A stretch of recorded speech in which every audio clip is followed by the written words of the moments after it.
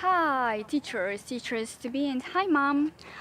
Today I'm going to talk about my own experience, if there is a life after the CELTA course. And right now I'm making this video.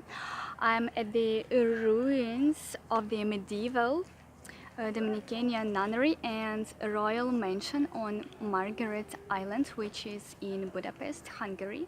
I couldn't memorize all the words and I was so nervous, so I wrote them on my hand. So I would like to talk about 3 or 4 stories from my life. So one is that I lost a client right after the CELTA course. The second one is that at a conference where I gave actually a workshop, I was told that, hey, forget about the CELTA techniques. The third one is that some teachers say that they do not use CELTA techniques because it's it just doesn't work in their situations. And the fourth one is that one of my students, actually she's my colleague, she told me that hey, you humiliate me when you elicit. So the story number 1, this is the first story. So right after the course, I felt really enthusiastic and energetic. I told all my students that we are going to work in a little bit different way.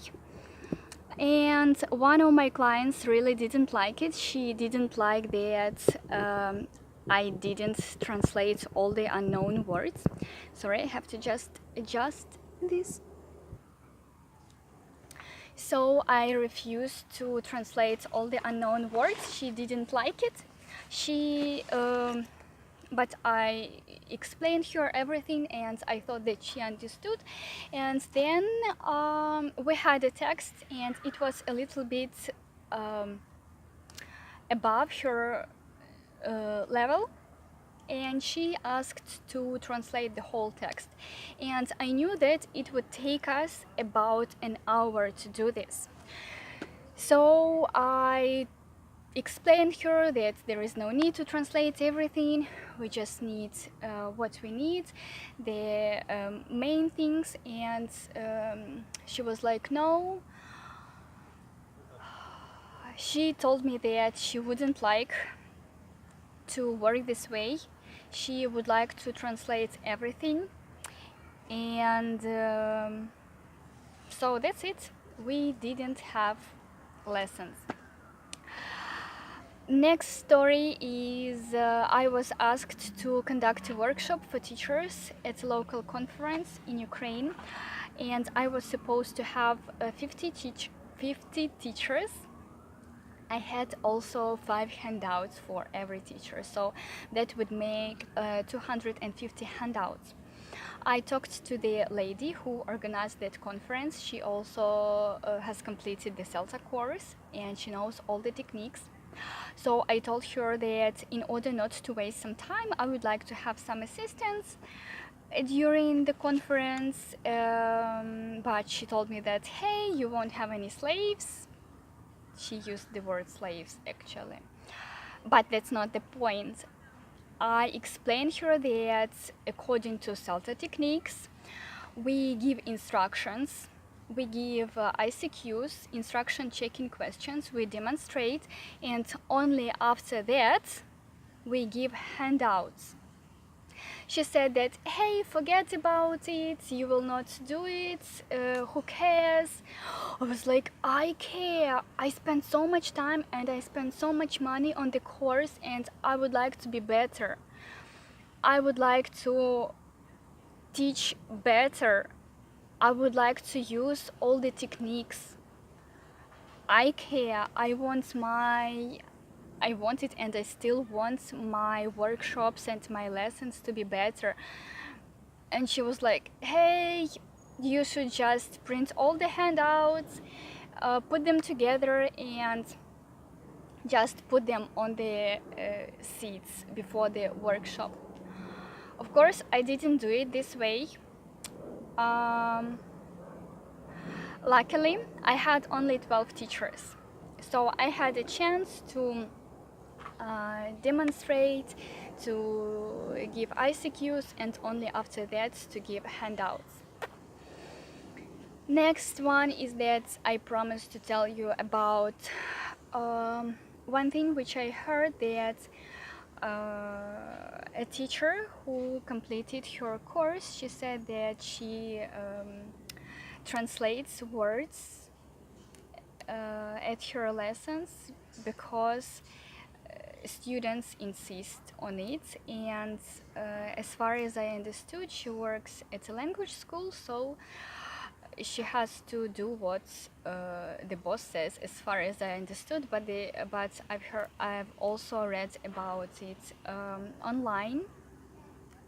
Some teacher wrote, he or she, I don't remember, teachers in China, and it was written that in China, sorry, students don't like eliciting. They like they hate task-based things, and they just want to have PPP lessons.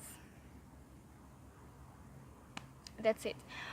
And the last story I wanted to share with you, I helped a teacher, a colleague, to get ready for the teaching knowledge test, and I used and I elicited every lesson. And one day she told me that she feels humiliated, and she feels like I hold her down every time when I ask her something. I explained her that if I don't ask it, I don't know what you know, so that would be better to elicit and not just to give you information and then work with it, because that way it would be like PPP.